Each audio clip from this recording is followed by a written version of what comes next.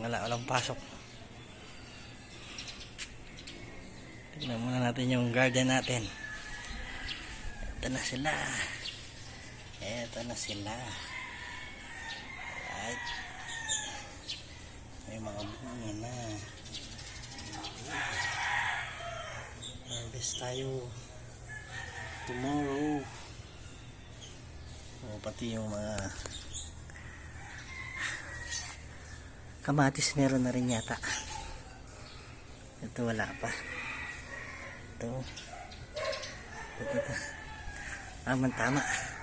Sa makukuha nating tilapia pag nagfishing tayo, ang bunga ng mga kamatis. Ito pa. Dami.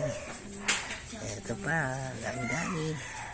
Ang lalaki guys. Ang palo. Ito sila. Ayan o. Meron din tayong sili dito. Parang maliliit pa.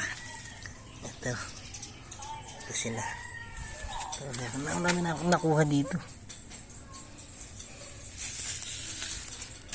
Fishing tayo on Saturday naman guys, para meron tayo pang pakbit, pang gulay.